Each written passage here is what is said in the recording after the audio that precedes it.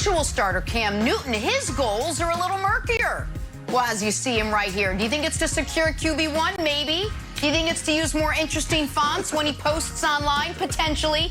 You think it's to ensure you always get your high five when you go to give one out, even when the recipient is neither near you nor walking anywhere in your direction? Boom. That's the one, Cam Newton. Got it. Cam Newton sets a goal for himself.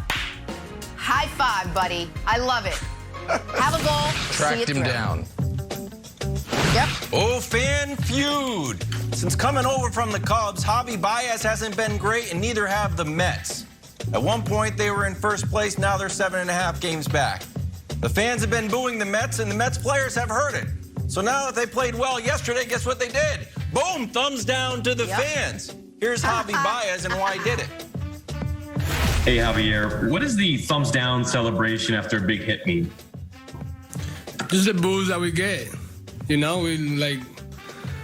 we're not machines. We're gonna struggle. You know, we're gonna struggle 7 times out of 10, and you know, it just feels bad when we strike out. When I strike out and I get booed, you know, it doesn't really get to me. But like I want to let them know that when we success, we're gonna do the same thing to know how to let them know how it feels. You know, because if we win together, then we gotta lose together, you know, and the fans are really big part of it. So, in my case, they gotta be better, you know. I play for the fans and I love the fans, but you know, if they're gonna do that, they just putting more pressures on the team, and that's not what we want.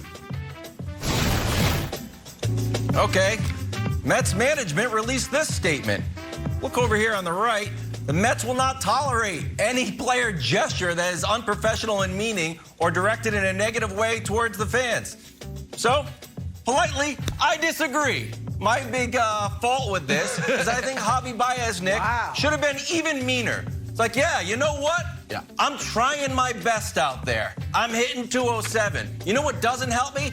Being booed. Why don't you guys cheer us on a little bit, give us a shot? I thought he was actually too nice to the fans. I'd be okay if Javier Baez was even a little bit meaner, Nick, so I am totally fine with his statement. Also, just savvy PR move. If you're gonna take a shot at the fans, bring your kid. No one's gonna be that mean. You got your kid there. Savvy move by Javi. So I'm with him on both So a accounts. number of things here quickly. First of all, huge Javier Baez fan. He has the single best tattoo in all of sports, the MLB logo that he got on the back of his neck before he was a Major League Baseball player, in the exact spot that the tag would be on jersey. Great job by him. Unfortunately, though, when he says we're going to fail 7 out of 10 times, he means like a hitter at the plate. Like, oh, you fail 7 out of 10, you're a 300 hitter. The fans are booing because literally the last 10 games, the Mets as a team have failed. They've lost 7 out of 10. To quote a wise man, that ain't great. But we didn't get what we could have gotten out of this press conference, and I blame Broussard, Steph Curry. The kid to the press conference as a shield, he started it with Riley. Oh, cute Riley. Everyone loved Riley. And then guys were like, oh, wait. He did it after a championship. I'm going to do it after an 0 for 4 at the plate. And now what are you going to do? You really going to come after me with my kid there scowling at you? New rule, America. You can only bring your kid to the press conference after an all-time great performance or a championship. Otherwise, it's like getting called into your boss's office for being late for work, and you bring your toddler with you. Like, oh, you're going to chew me out in front of little Michael here? Are you really going to do it? So there's my triple-level take, Broussard. That was a long way to go to take a shot at Steph Curry and the Golden State Warriors, Nick. I'm thumbs down on that, all right? Thumbs down on that. But Wilds, I'm shocked at you. And with that type of advice, I'm changing PR managers. It used to be you up until 2 minutes ago. I'm going to Jenna. Jenna's now my PR manager. It can't be you anymore, Wilds, with that type of advice. You can't go at the fans in New York like that. This is why everybody can't play in New York. New York fans. All right? Yes, New York fans know the game.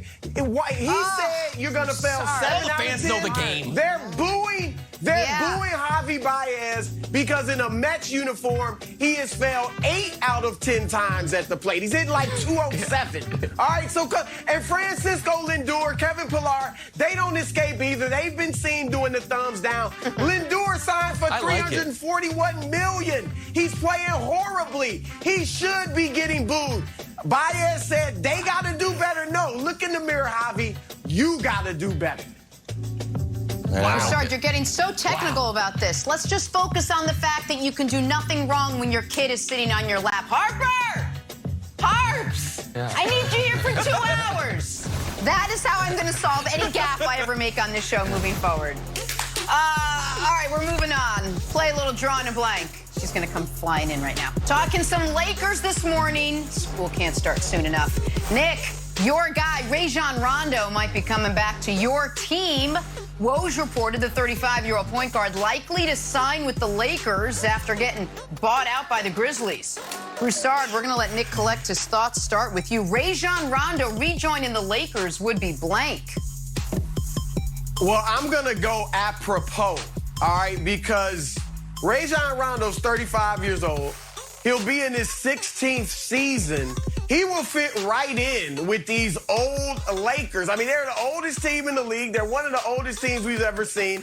They're actually 5 Lakers older than Rondo. All right, so this is perfect for the Lakers. But all that said, I actually like the move because they're not expecting much. If they were bringing him in to do something, to really think, okay, Rondo's the missing piece, they'd be in trouble. We saw that with the Clippers last year. We saw it with the Hawks where he played. But they're bringing him in not even as insurance. They're bringing him in as just a bonus. If he gives us anything, great.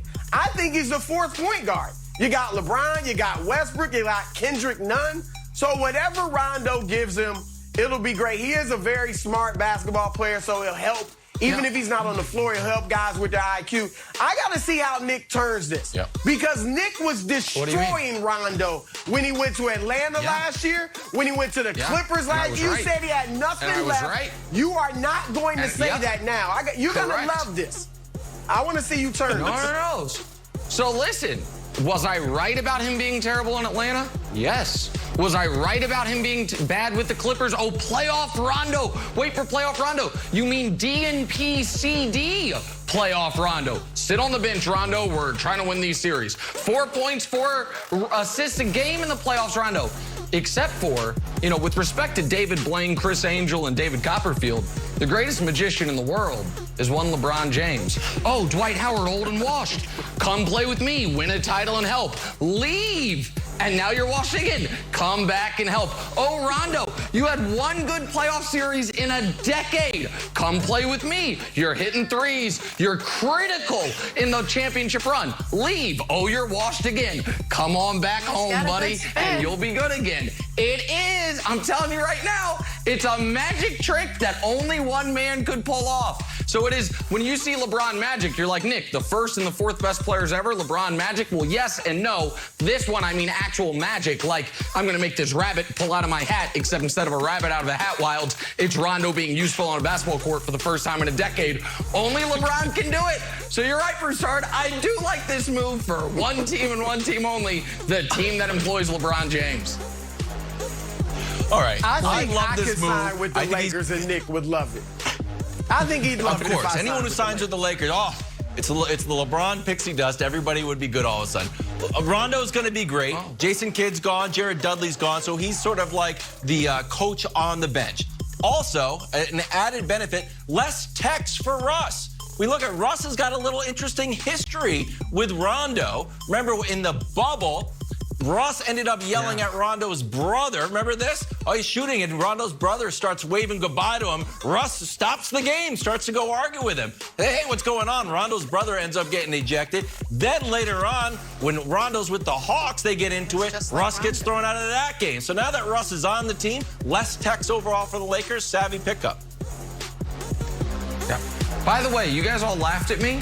Show me the live. I'm just curious. Someone show me where I'm wrong. The guy like, oh, Kevin Love, LeBron's there. You're a champion. LeBron's not there. You're Andre Drummond. Totally irrelevant. Like Andre Drummond. Andre Drummond. There you go. Andre Drummond, please. LeBron was hurt, and I told you that was a bad pickup in the beginning. Andre Drummond. He was good before LeBron. I thought it was Magic. Oh, I'm sorry, I missed that. That's why he got bought out by the Cavs. Yeah, Andre Drummond's long history of winning. Get out of here, Andre Drummond. The phrase, Please. The phrase "show me the lie," wildly underrated. It is a great phrase. Thank you, Jenna. I want to use more of it, and I like your use of it, Nick. Let's talk some Thank you, Buffalo Jenna. Bills. Should their quarterback, fire this of morning. course, Josh Allen, on fuego. Josh Allen actually be the favorite to win MVP this season?